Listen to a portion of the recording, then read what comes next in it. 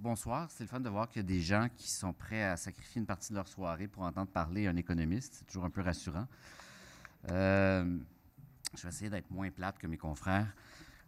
Euh, j'ai, euh, j'ai bien aimé la présentation, dommage qu'elle n'a pas pu rester, de Fanny tout à l'heure parce qu'elle parlait beaucoup, n'est-ce pas, en termes quasi guerriers de la situation. Depuis un an, je prononce de nombreuses conférences sur ce sujet-là auprès de syndicats, de groupes communautaires notamment. Et j'essaie de les convaincre que c'est effectivement une guerre qui a lieu présentement. Et comme Fanny l'expliquait, comme malheureusement je n'ai pas été là cet après-midi, mais comme j'imagine on vous l'a expliqué cet après-midi, c'est une guerre contre nos institutions, contre l'État. Et c'est ainsi qu'il faut le comprendre. Or, quand on est en état de guerre, il y a deux façons en fait, il y a deux moyens principaux pour mener une guerre et la gagner. Il y a le moyen des armes et celui de la propagande. Hein. Dans une guerre classique, sur le terrain, un ne va pas sans l'autre, ne serait-ce que pour convaincre sa propre population qu'il est justifié de mener une telle guerre. Et c'est évident dans un contexte politique où il n'y a pas, heureusement, enfin, souhaitons-le, quoique, il n'y a pas d'armes, quoique je me souviens de certaines manifestations où, ensemble, on a vu certaines armes d'assez près. Les deux s'entrechoquent, hein, c'est-à-dire que la propagande est l'outil de guerre par excellence. Or, ce que je vous invite à faire dans les prochaines minutes, c'est de vous aider, j'espère à tout le moins, à vous donner quelques outils pour faire une contre-propagande. Quand je donne cette conférence-là, j'utilise un procédé rhétorique que je n'utiliserai pas ce soir parce que vous êtes de brillants universitaires. J'ai recours envers pas que mes auditeurs classiques sont pas brillants, bien sûr, j'ai recours à une caricature, celle d'un beau-frère que j'appelle François, qu'on rencontre malheureusement dans les parties de Noël, dans les parties de famille, etc., et qu'on doit convaincre que l'austérité, c'est mal, parce que François, lui, pense que les fonctionnaires sont tous gros-durs, que l'État dépense trop, puis que les fonctionnaires sont inefficaces. Vous aurez compris que le prénom François n'est pas choisi au hasard. Je fais référence à, bien sûr, François Legault quand j'en parle, et au fur et à mesure de ma démonstration, on découvre que notre ami François, notre beau-frère François, c'est effectivement une caricature de M. Legault. Or, je ne pourrais plus utiliser cette caricature depuis hier. Je ne sais pas si vous avez vu ça dans les journaux, dans les médias hier. M. Legault a défendu l'État québécois. Oui, madame, monsieur. Il a pourfendu le PLQ, le gouvernement Couillard, par son idée de recourir à la Caisse de dépôt et de placement pour financer des infrastructures publiques, en disant qu'on avait cette expertise au sein des ministères, qu'on avait la capacité financière à les financer et que donc c'était d'enlever des mains de notre outil collectif un rôle principal. J'ai regardé attentivement la bouteille d'eau que je buvais lorsque j'ai entendu ça, et c'était bien de l'eau, je n'étais pas sous. Quand c'est rendu que la CAQ et François Legault dépassent le PLQ par sa gauche, c'est que ça ne va pas très bien. Et que c'est une démonstration en soi que les politiques d'austérité menées par le gouvernement Couillard sont effectivement passablement orientées à droite. Ce que je vais tenter de faire avec vous ce soir très, très rapidement, je ne m'étendrai pas sur trop longtemps là, et je ne vous garocherai pas des tonnes de chiffres malgré ce que vous pouvez voir à l'écran, c'est de vous donner quelques arguments factuels pour parler à ces François du monde. Parce que la guerre, elle se gagne dans nos familles, dans nos communautés. Et je vous dirais ce qui est le plus désespérant de ce que je vis dans ces conférences-là depuis un an, c'est que je parle à des gens qui devraient être normalement des convaincus, des militants, des délégués syndicaux, des militants de groupes sociaux, et je dois malgré tout les convaincre eux-mêmes. Parce qu'ils ils et elles ont intériorisé ce discours d'efficacité de l'État. On parlait des méthodes lean tantôt. Donc, de tout cet appareil idéologique a été tellement intériorisé que même des syndiqués, par exemple du secteur public, sont gênés et disent « Oui, mais c'est vrai hein, qu'on a des bonnes conditions de travail. » Puis là, je suis obligé de leur montrer des chiffres, des tableaux qui expliquent que ce n'est pas le cas, qu'ils n'ont pas de bonnes conditions de travail. Alors, quand même, les militants sont peu convaincus ou à tout le moins ont une certaine timidité pour faire face à ce discours-là, c'est signe qu'on a besoin d'outils en grand nombre et d'outils solides pour contrer le discours dominant. Ce que vous voyez à l'écran, c'est le portrait du dernier budget LITEO, donc le premier budget du gouvernement du Québec. C'est les seuls chiffres que je vous montrerai à l'écran, je vous rassure. Je l'ai tiré d'une publication marxiste révolutionnaire, à savoir le Journal de Montréal, pour lequel je travaille.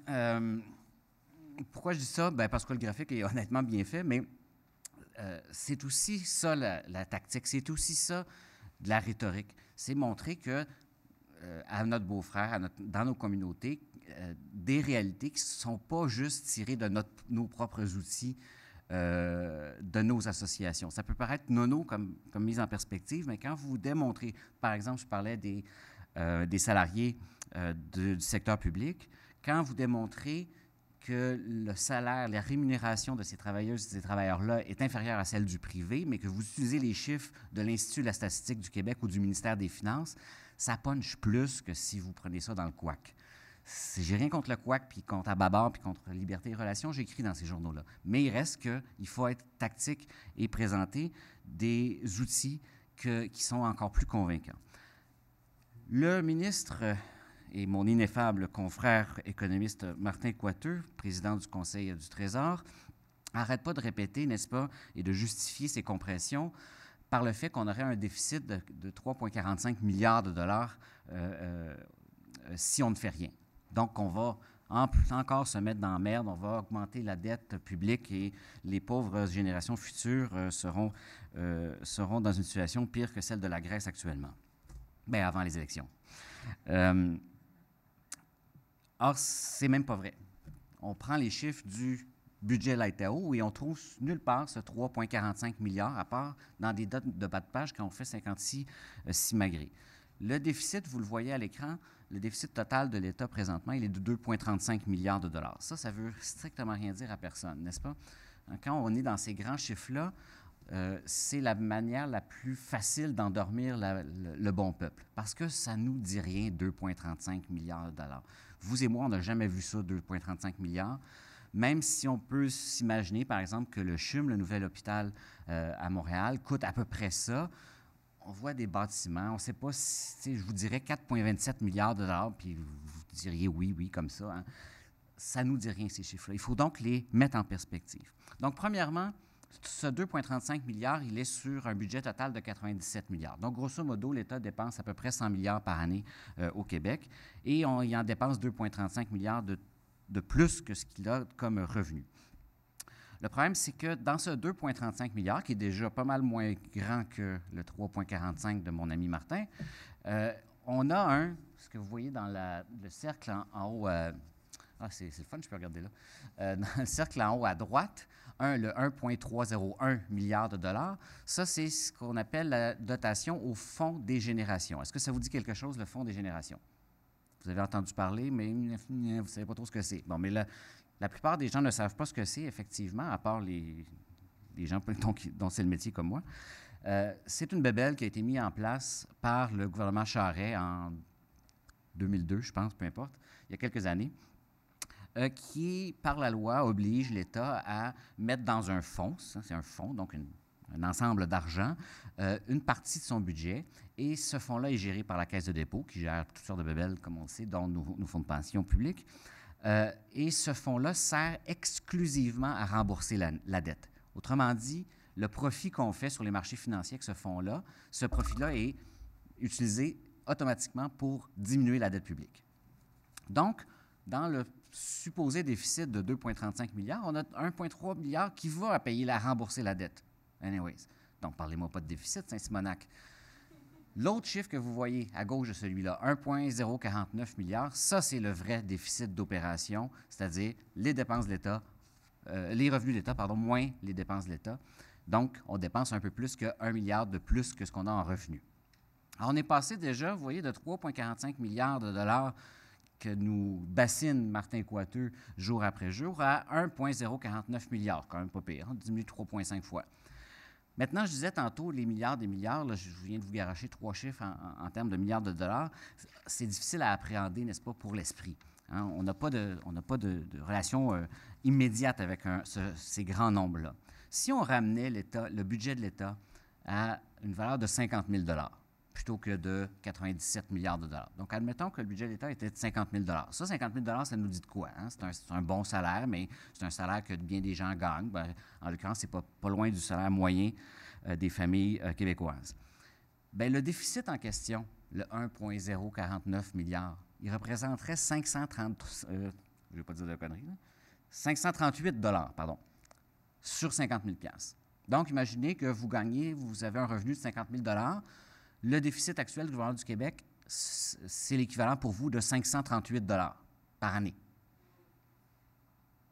C'est quand même pas des gros chars. OK, on dépense 538 de trop par rapport à ce qu'on a comme revenu, mais il n'y a pas de quoi, me semble, mobiliser des militants pour se fâcher contre nous pour un aussi petit chiffre.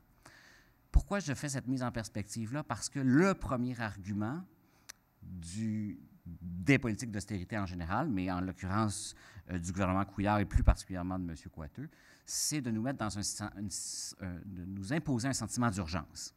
On doit absolument, et M. Coiteux, depuis son élection, n'a pas cessé de le répéter, on doit absolument régler le problème du déficit du Québec, sinon on s'en va directement dans le mur. Je m'excuse, mais 538 sur 50 000 comme déficit annuel, c'est pas s'en aller directement dans le mur et il n'y a surtout pas urgence. Donc ça, c'est le premier argument. Il est faux et la démonstration n'est pas faite par le gouvernement actuel qu'il y a urgence en termes de gestion des finances publiques. Lorsque notre autre ami Lucien Bouchard était au pouvoir, il y a de ça de nombreuses années, la plupart d'entre vous vous en rappelez pas, on a eu un épisode similaire où le déficit était là gigantesque. Il était vraiment beaucoup plus élevé que présentement. Et le gouvernement Bouchard avait à l'époque imposé des restrictions budgétaires drastiques et majeures. On peut discuter, nuancer tout ce qu'on veut, mais je pense qu'il y avait effectivement un certain degré d'urgence à l'époque. C'est vrai que nos finances publiques étaient dans un état très difficile à l'époque et qu'il fallait donner un coup de barre pour plein de raisons, peu importe. En l'occurrence, présentement, ça n'est pas le cas. Il n'y a pas d'urgence. Donc ça, c'est le premier élément important à se rappeler. Deuxième élément à se rappeler, c'est la rhétorique de vérité qui est utilisée par le gouvernement. Hein? Quand vous écoutez M. Couillard, mais plus particulièrement, et je ne le lâcherai pas, je vous le promets, quand on entend plus particulièrement M. Coiteux, on dirait entendre un prof de primaire de 1950. « Ah, mon petit garçon, tu n'as pas compris comment ça marche l'économie. C'est très, très compliqué et c'est très difficile. Moi, je sais comment ça fonctionne. » C'est un discours de vérité. On a l'impression que c'est toujours à nous de contrer cette vérité-là, nous étant ceux qui s'opposons, bien sûr, à ces politiques-là. Alors que, premièrement, personne n'a le monopole de la vérité, et deuxièmement, il s'agit là de choix politiques et non pas d'exigences dictées par la raison. Notre autre ami, Robert Poëti, maintenant ministre des Transports et ministre responsable de la région de Montréal, a dit en entrevue en novembre dernier, et je cite, « Nous ne sommes pas un gouvernement d'austérité, nous sommes un gouvernement de réalité.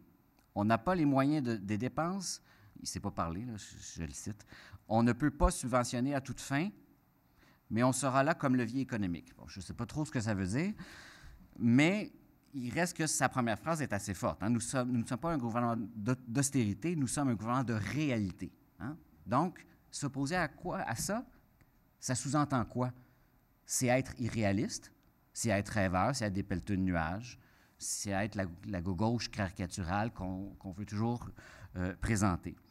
Alors ça, c'est super difficile à contrer. C'est très, très difficile à contrer parce que vous devez avoir un discours encore plus convaincant, encore plus rigoureux en termes de vérité pour démontrer qu'il s'agit là d'une politique idéologique et non pas d'une nécessité économique. J'ai eu un petit blanc là. Donc, le problème qu'on a, il est double. On a d'abord, et c'est ce que j'appellerais l'artillerie, donc le vrai terrain de la guerre, on a une réalité, une description de la réalité qui est, par exemple, les chiffres que je vous montre ici à l'écran, qu'on doit utiliser de façon et déconstruire en quelque sorte, et donc d'en faire la pédagogie. Hein. Sur le terrain, on doit en faire la pédagogie pour contrer ce discours d'experts technicistes. Hein. Dans les années dernières, on entendait beaucoup parler de réingénierie de l'État et ce genre de trucs-là qui avaient l'air bien savants. On a parlé tout à l'heure du lean, par exemple, dans le milieu de la santé. Pour contrer ce discours d'experts-là, il faut avoir un contre-discours avec une expertise aussi. Et c'est extrêmement important de faire œuvre de pédagogie pour mettre, par exemple, faire la très brève mise en perspective que je viens de faire de la taille du déficit et de la non-urgence de le régler, sans nier non plus qu'il y a un problème, que le service de la dette nous coûte 10 milliards de dollars par année, que c'est vrai qu'on a une dette importante, mais il n'y a pas la catastrophe annoncée et surtout pas l'urgence de démanteler nos services publics et nos institutions de l'État. Deuxième élément, donc l'aspect pédagogique de déconstruire ces arguments factuels. Deuxième nécessité, celle-là plus rhétorique, c'est justement de dénoncer le caractère politique et idéologique derrière ces décisions-là. Je vais vous donner juste trois exemples, qui sont pour moi très frappants et qui disent beaucoup de cette idéologie derrière ces décisions-là. Donc, on nous fait croire que parce que la situation financière est difficile, on doit couper dans les dépenses. Or, on fait un choix dans les dépenses qu'on coupe, n'est-ce pas, et dans les institutions qu'on cible. L'exemple le plus frappant, probablement, même s'il est anecdotique au plan financier, c'est le démantèlement du costumier de Radio-Canada. Hein? Vous avez probablement vu passer ça dans les médias il y a quelques mois. Donc, un des plus grands costumiers au monde, donc une collection de costumes qui fait partie du patrimoine de la collectivité, n'est-ce pas, qu'on a décidé de saccager. Littéralement, on l'a semé à tout vent, on a gardé 3-4 costumes historiques pour calmer les gens, mais on a fermé littéralement, et je pense que c'est même comme là c'est dans les prochains jours que ça va être vraiment la fin, en prétextant qu'il était déficitaire. Donc, que ça coûtait plus cher à Radio-Canada que ce que ça lui rapportait, parce que Radio-Canada l'utilise à ses propres fins, mais aussi louait plutôt ses costumes à des producteurs privés. Vous savez, c'était combien le déficit? 6 000 $. On défait une institution historique d'une grande richesse, même au point de vue mondial, pour un déficit de 6 000 $. N'est pas me dire que c'est des raisons financières qui ont... Je pense qu'on pourrait couper la carte de crédit de 3-4 boss de Radio-Canada pendant une semaine qui n'aillent pas luncher, puis on l'aurait retrouvé, ce 6 000 $-là. Donc, il y a un choix idéologique qui est fait, là, n'est-ce pas? Un deuxième exemple, encore une fois, pas très important de plan financier, mais symboliquement extrêmement parlant. À la fin de l'automne dernier, je ne me souviens plus exactement quand, on apprenait un vendredi, parce que c'est la tactique de tout bon gouvernement qui veut se cacher, n'est-ce pas? On fait les annonces le vendredi à 4 heures quand plus personne n'écoute. Donc, on apprenait un vendredi fin de journée que des institutions de vulgarisation scientifique, les Petits Débrouillards, l'ACFAS et, l'agence Science Presse, allaient voir leur subvention complètement coupée. À hauteur, je ne me souviens plus combien, là, c'était ridicule dans le budget de l'État. J'avais fait le même calcul que je viens de faire avec de mise en perspective. Là, sur le même budget de 50 000 $, ça représentait 15 cents. Donc, des peanuts pour l'État. Pendant la fin de semaine, bien des gens se sont énervés dans les médias, moi le premier. J'étais en beau joie le vert. Et finalement, plus la fin de semaine avançait, plus on sentait que le gouvernement allait reculer. Le dimanche, la porte-parole du ministre de l'Économie, qui est responsable de ces budgets-là, a fait une annonce en disant « Non, on ne va pas couper, c'était autour d'1 million l'enveloppe globale. On ne va pas couper du tout ce million-là, on fait juste le déplacer en entreprise. Plutôt que favoriser la vulgarisation et la communication scientifique, on le donne direct aux entreprises. » Alors, vous voyez, c'est là aussi purement idéologique. Hein? C'est pas vraiment le million qui les achalait, c'est que ça aille à des organismes qu'on veut affamer, tout simplement pour des raisons idéologiques et pour les mêmes raisons idéologiques qu'on donne directement à l'entreprise pour qu'elle fasse de l'innovation. Finalement, le gouvernement a reculé le lundi. Comme quoi, la mobilisation, même sur des enjeux très précis, et même uniquement dans les médias à ce moment-là, parce qu'on n'avait pas eu le temps d'aller dans la rue encore, peut donner quelque chose. J'ai oublié mon troisième exemple. Ça, c'est bête que le tabarouette. Ça va me revenir, c'est pas grave. Donc, c'est ces décisions politiques sont purement idéologiques. Ah oui, je le sais, c'est mon préféré en plus. Vous connaissez Robert Lepage, le grand metteur en scène? Vous savez qu'il est de Québec, il habite Québec, il est un acteur culturel de premier plan pour la région de Québec, qui, contrairement à bien d'autres, ne vient pas s'installer à Montréal ou à Toronto. Je le dis parce que c'est pas banal. M. Lepage a toujours eu à cœur de défendre la vitalité culturelle de la région de Québec. Or, M. Lepage a depuis plusieurs années, enfin, ça fait 10 ans qu'il y a ce projet-là, le projet d'une grande salle de spectacle multifonctionnel, où il pourrait y avoir même du cirque, donc c'est quelque chose d'assez gigantesque en termes même d'infrastructure. On lui avait promis un financement en 2012, sous le gouvernement, sous le gouvernement Charest, on lui avait promis un financement pour ce projet-là, lequel financement venait après des investissements de sa propre poche, mais de la poche de sa compagnie depuis 10 ans. Donc, c'est un projet très complexe, très ficelé financièrement, le gouvernement du Québec étant un des partenaires financiers parmi d'autres. Or, dans la foulée des mesures d'austérité du gouvernement Couillard, on a annoncé à M. Lepage, à l'automne dernier, qu'on allait tout simplement revenir sur notre parole et couper ces quelques millions de dollars qu'on lui avait promis, envers lesquels on s'était engagé par écrit avec une entente formelle. Ce n'était pas une promesse électorale, c'était une entente formelle. Je ne me souviens plus exactement c'est combien de millions, mais c'est quelques millions. Pendant ce temps, cependant, on a à Québec toujours dans la même ville bien sûr, un nouvel amphithéâtre, n'est-ce pas, de hockey, dans lequel le gouvernement a mis 200 millions de dollars. Et qui va servir à pas grand-chose parce que la Ligue nationale de hockey a annoncé cette semaine qu'il était hors de question qu'elle offre une concession à l'est du continent. Alors, là aussi, on peut le voir. Hein, on a quelques millions pour la culture, 200 millions pour le sport. Les décisions sont prises, n'est-ce pas? Je ne dis pas qu'on n'a pas le droit, bien sûr, politiquement, de faire ce genre de choix-là. C'est tout à fait légitime. En revanche, ce qu'on fait systématiquement dans le cas de ces politiques d'austérité, c'est vrai à Ottawa comme c'est vrai à Québec, c'est cibler essentiellement certaines fonctions de l'État qui sont vues comme superflues, qui sont vues comme, grosso modo, n'étant pas au service du marché, pour reprendre un peu l'argumentaire qu'on nous présentait tout à l'heure. Dernier élément, dans toute cette discussion, il n'est question que de dépenses. Depuis le début, et c'est vrai là aussi à Ottawa comme à Québec, on ne parle que de compresser les dépenses, n'est-ce pas? Et on ne parle jamais, jamais, jamais des revenus de l'État. Évidemment, si on se réfère à mon beau-frère François, si vous commencez à parler des revenus de l'État, il va scotcher au plafond parce qu'il va dire on paye déjà bien trop de taxes, puis il ne veut pas voir ses impôts, ses taxes augmenter. Puis en plus, on gaspille ses maudits impôts, ses maudites taxes, on le voit à la commission Charbonneau. Ce en quoi il n'y a pas tout à fait tort. Ce en quoi il faut être ouvert, n'est-ce pas? Il faut être ouvert à cet argument-là et l'accueillir pour pouvoir l'appuyer. Et je pense que lorsqu'on parle de revenus de l'État, il ne faut effectivement pas apporter des solutions qui seraient, par exemple, l'augmentation des impôts pour les particuliers ou les taxes à la consommation. Pourquoi? Parce qu'il y en a de l'argent ailleurs. Là,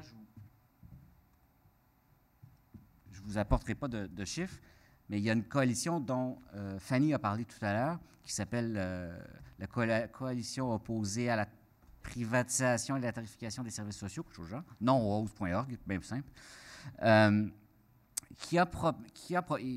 le connaissez, donc il y en a plusieurs qui connaissent, voire ils utilisent et militent en la faveur de ce groupe-là, qui a proposé depuis quelques années un panier de solutions fiscales pour aller trouver 10 milliards de dollars par année de plus dans les coffres de l'État. Il y a une partie de ce 10 milliards-là qui est en réduction des dépenses, notamment en gérant de façon plus intelligente l'achat de médicaments, par exemple, qui nous coûte une fortune au Québec. Mais il y a beaucoup de solutions qui sont du côté des revenus. Et ces solutions, je vous invite, ceux et celles qui ne connaissent pas cette organisation, je vous invite à aller voir leur site, qui est fort bien fait et qui est très documenté. Ces solutions ne sont pas jetées en l'air. On va aller taxer les entreprises, puis on va avoir 5 milliards. Non, ce sont des solutions documentées, des propositions documentées rigoureuses. C'est tellement rigoureux que c'est moi qui les ai checkées les dernières. Pas juste moi. Mais ce que je veux dire, c'est que ça n'est pas justement de l'idéologie, du rêve, du pelletage de nuages que rejetterait du revers de la main notre fameux beau-frère François, mais des solutions possibles, réalistes. Pensons à une d'entre elles, qui m'apparaît une des plus importantes, enfin, c'est un de mes chevaux de bataille, l'évitement fiscal. On estime que à peu près 3,5 à 5,5 de l'équivalent du budget du gouvernement du Québec et du Canada est constitué d'évitement fiscal. Et l'évitement fiscal, la grosse majorité de cet évitement fiscal-là, ce n'est pas les enveloppes brunes à la Commission Charbonneau. Ce sont des méthodes tout à fait légales pour ne pas payer d'impôts par le biais de fiducies, de paradis fiscaux, etc. Or ça représente, puisque, si vous vous souvenez des chiffres que je viens de présenter, ça représente, grosso modo, 3,5 à 5,5 fois le déficit actuel. Donc, on irait en chercher juste le quart de cet évitement fiscal-là, puis il n'y aurait plus de déficit, puis je ne serais pas ici pour vous parler de politique d'austérité.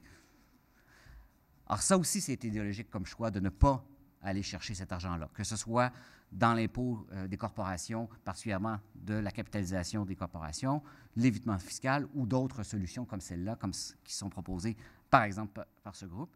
C'est évidemment, là aussi, idéologique. Ce sont des choix idéologiques.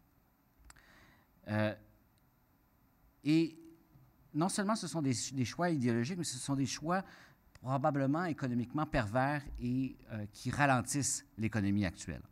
On l'a évoqué tout à l'heure, le Fonds monétaire international, l'OCDE, la Banque mondiale et le Forum de Davos, de grandes organisations communistes radicales, ces organisations ont toutes démontré et critiqué depuis 1 an et demi les politiques d'austérité qu'elles avaient elles-mêmes imposées aux pays européens en disant, oups, on s'est trompé, ça ne fonctionne pas. On a créé une crise économique encore plus profonde ou à tout le moins, on a poursuivi la stagnation dans laquelle on se trouve depuis 2009, donc après la crise de 2008. Alors, quand c'est rendu que ces organismes-là disent à M. Couillard et M. Coiteux, ça ne fonctionne pas votre affaire, puis qu'eux autres continuent à ne pas les écouter, on a un problème. Et on a un problème, et ça, il faut l'utiliser. Il faut utiliser ces arguments-là, et non pas uniquement des arguments, et non pas uniquement, c'est-à-dire qu'on doit le faire aussi, mais pas uniquement des arguments en faveur de la défense de l'État, de nos institutions publiques, mais aussi de démontrer, de montrer que ces politiques ralentissent, voire mettent en récession nos économies telles qu'elles fonctionnent présentement. Et ça, c'est fondamental de l'exposer et de le répéter à qui mieux mieux. Si Syriza a gagné les élections dimanche dernier, qui est quand même une surprise, on verra bien ce que ça donnera par la suite, c'est en grande partie parce que les Grecs sont affamés. Vous savez que avant la crise de 2008, la Grèce avait le taux de dépression et de suicide le plus bas en Europe. 1 an plus tard, il avait bondi de 45 % et était devenu le taux de suicide et de dépression le plus élevé d'Europe, en 1 an. C'est pas parce qu'ils sont tous mis à perdre au hockey, ou non, ils ne jouent pas au hockey, au foot. Hein? C'est parce que la crise a eu des effets néfastes directs sur les familles, sur les travailleuses et les travailleurs, sur les étudiants, sur les plus démunis d'entre eux, et que ça a frappé durement la Grèce. M. Coiteux n'arrête pas de répéter que ces politiques d'austérité, c'est pour ne pas qu'on se retrouve dans un cas comme celui de la Grèce. Or, le FMI lui dit exactement le contraire. Si vous faites ce que vous faites, on va se ramasser exactement dans un cas comme celui qu'est la Grèce, parce que notre économie, qui est encore très fragile, risque simplement de tomber en dépression majeure. Alors, c'était trop rapidement, bien sûr, mais j'ai déjà pris trop de temps de parole sur mes consoeurs. Quelques arguments que je voulais vous laisser pour combattre cette propagande, car c'en est une qui nous est servie jour après jour. Et ça ne date pas d'hier. Rappelez-vous qu'Harper fait ça depuis 10 ans à Ottawa. C'est juste la belle continuité de ce que fait le gouvernement Harper. Je vous laisse sur un dernier chiffre parce que celui-là, je l'aime beaucoup. En fait, je le déteste profondément, mais c'est un autre bel exemple. En 10 ans, le gouvernement Harper a coupé, donc a vraiment mis la hache dans 157 organismes scientifiques au Canada, soit sous sa propre aile ou qu'il finançait. 157. Et comme on sait, la science, en général, ne coûte pas une fortune, sauf dans certains cas très, très précis. Si ce n'est pas des choix idéologiques, je me demande ce que c'est. En terminant, je vous laisse sur une autoplug. J'ai le grand plaisir et l'honneur, et c'est une primeur, vous êtes les premiers à le voir, ou presque, que je vais publier à la fin du mois de mars, si tout va bien, si Dieu me donne vie, un ouvrage collectif contre l'austérité, avec 11 brillantes et brillants auteurs. Je suis d'ailleurs particulièrement fier d'avoir une majorité de femmes parmi les auteurs de cet ouvrage. Merci, merci. Pas que j'ai cherché à créer une majorité, mais et bien sûr avec un souci d'équité, mais les meilleurs sont bien sûr celles et ceux que j'ai choisis. Donc, il y aura, je vous en parle en 30 secondes, parce que je suis très fier de cet ouvrage. Je pense que ça va être un ouvrage, premièrement, ça va être un petit livre, à peine une centaine de pages, plus d'une centaine de pages, qui devrait coûter pas très cher et qui veut faire œuvre utile. Ce qu'on veut démontrer dans ce livre-là, c'est à peu près ce que je viens de vous raconter, c'est-à-dire que les politiques d'austérité sont là pour détruire nos acquis, nos institutions et nos services publics à tous les niveaux, en fait. Il s'ouvre sur un délicieux texte d'un professeur de littérature française qui s'appelle Benoît Melançon, que vous connaissez peut-être, sur le champ lexical de l'austérité, où il démontre comment on utilise tout le vocabulaire moral pour faire passer l'austérité, la juste part, etc. Comment tu veux t'opposer à ça? Tu as l'air d'un pas fin si tu t'opposes à ça. C'est un petit texte très délicieux qui ouvre l'ouvrage, qui se poursuit par un texte de Evelyne Couturier, qui est chercheuse à l'IRIS, qui démystifie, dans le fond, la dette et le déficit public, comment ça n'est pas un problème majeur.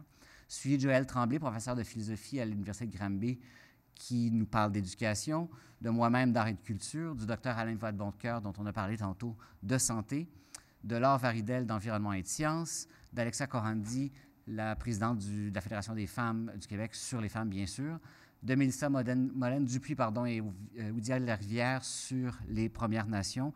Ces deux jeunes femmes, si vous ne les connaissez pas, ce sont celles qui sont en grande partie derrière l'initiative Idle No More.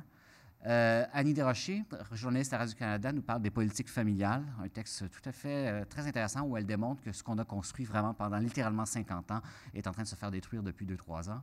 Hans Marotte, le militant et avocat bien connu, qui nous parle bien sûr de la lutte à la pauvreté et d'exclusion. Et finalement, le professeur de philosophie à l'Université de Montréal, Christian Nadeau, est aussi militant de solidarité, de la nécessaire solidarité pour contrer ces politiques d'austérité. Alors, ce n'est pas une plug commerciale, je ne ferai pas d'argent avec ça, je vous rassure. C'est, je pense, un outil, enfin, je le souhaite vraiment vivement, qui pourra vous être utile dans vos réflexions et dans votre mobilisation. Merci beaucoup. Bonne soirée.